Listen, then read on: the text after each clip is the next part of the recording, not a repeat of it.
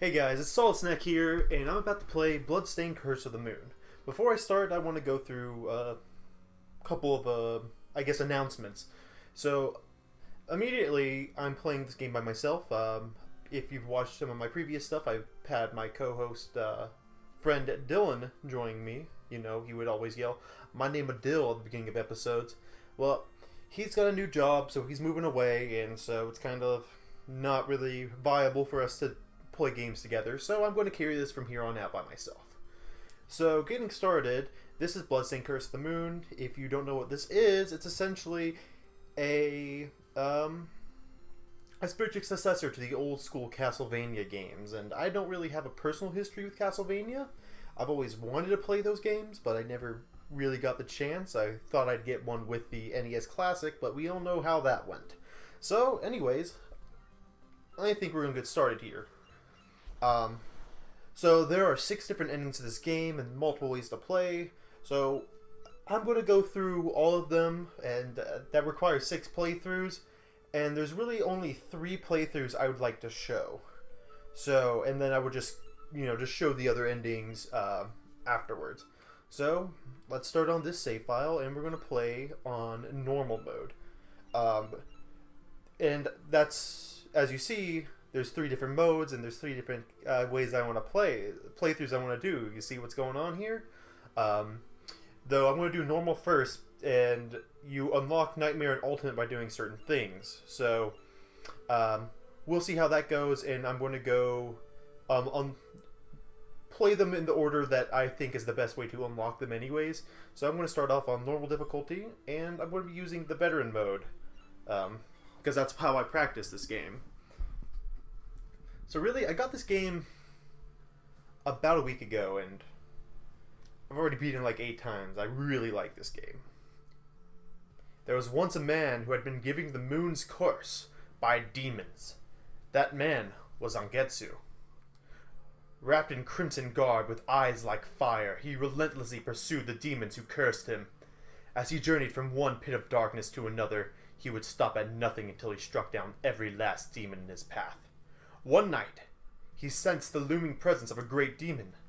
He swore to eradicate all demons, no matter how much of a threat they posed. Bathed in moonlight, he cried out as he drew his sword, which consumed the darkness from within its wretched steel. On that night, either the demons or the moon itself would feel the wrath of his blade. One thing I really liked that they did here was make it so you could scroll the text faster. It's slower than normal.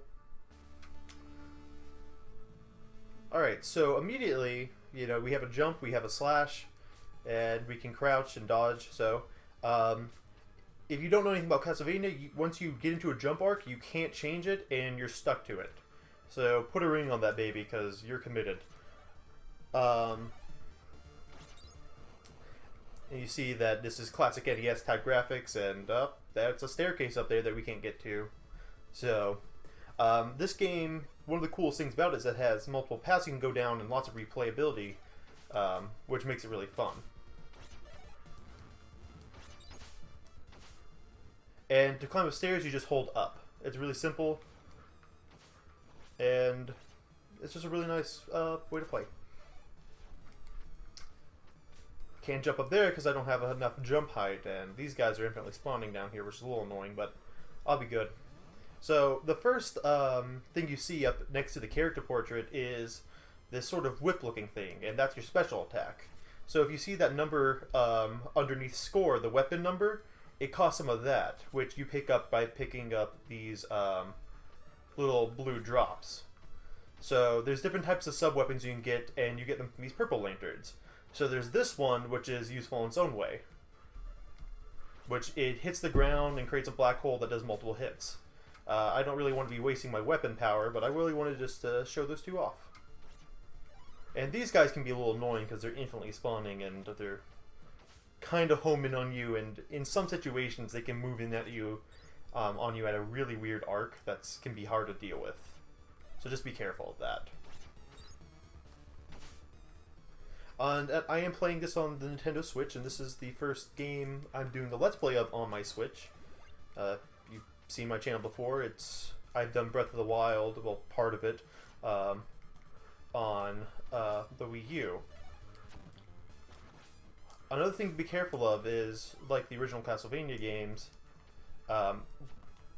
when you get hit, there's knockback, and so you can really get screwed and thrown into off of the cliff or something, and that can be not good for anyone.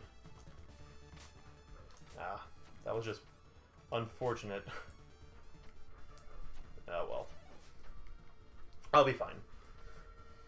You get 3 lives at the beginning of the level, and you can get plenty of lives throughout playing this game, so that's really nice.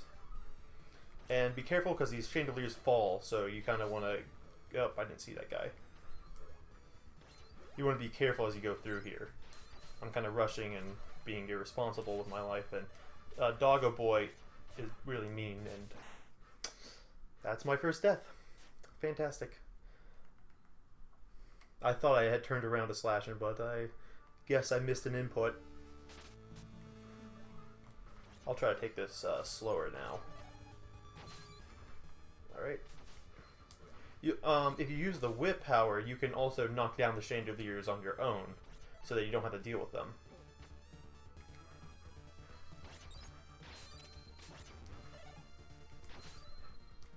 Screw you, doggo. None of that. Not falling for that twice. And here's the newest enemy that they show us, is these little weird guys.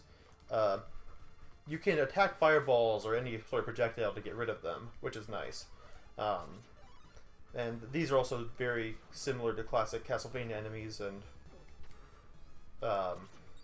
they're really not that difficult to kill. They give you... The game does a good job of giving you the equipment that you need right before something, which is really nice of it.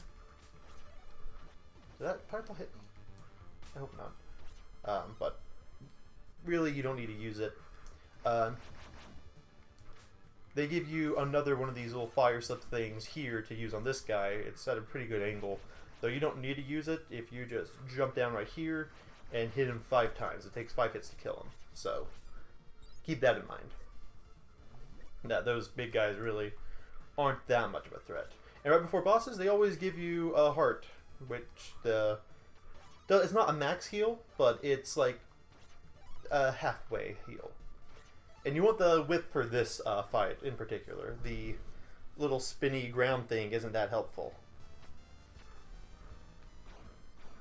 And so this is the first boss, and as you can see, he grabs the coal piles and pulls them near him and slowly damages him. And his weak spot is his helmet, so you kind of have to stand up here and hit him as it comes in. So you want to hit him like 3 times, move back out of the way, and don't misspace it like an idiot. And use the whip when you're down here. If you're too close afterwards, he will shoot that fireball, so you be careful of that. Oh boy.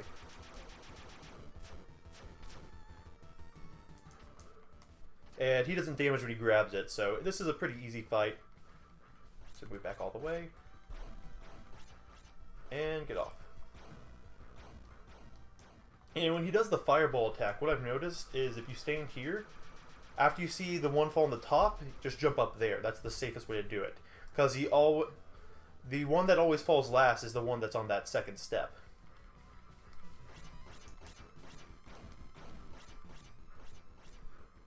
Which is really nice. So it's kind of like a really easy pattern to memorize, a pretty simple first boss. It'd be a little tricky at first when you don't know its attack patterns, but you might get hit by that flame shot if you're too close to him, whipping him. And here's the last thing that really you need to know about this game is that every boss you defeat has a desperation attack when they die. And that's how you dodge it. You just stand behind that and the flames can't get you. And whenever you dodge a desperation attack, you gain a life. So it's always worthwhile to make sure that you do that. So now we're met with the biggest decision of our lives here. So for the first 3 stages, every time you beat the boss, you have a potential for a new party member.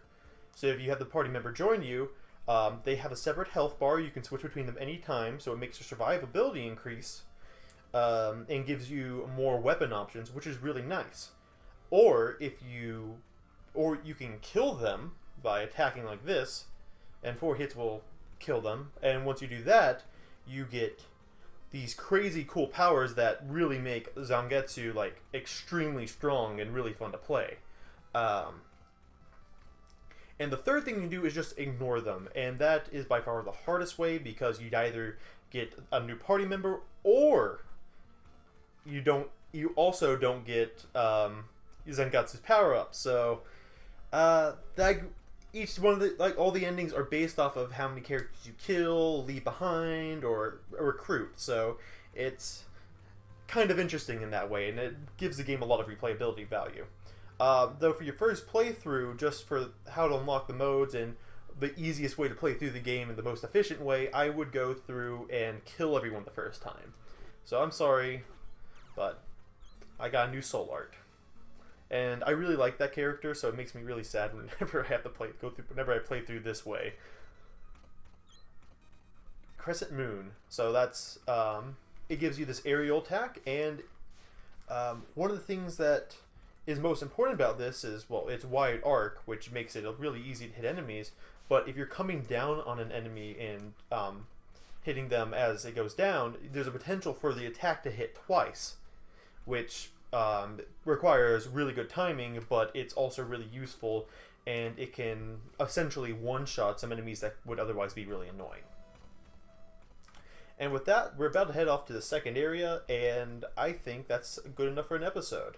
So, if you liked what you saw, like, comment, subscribe, and I will see you guys next time for some more Bloodstained, Curse of the Moon.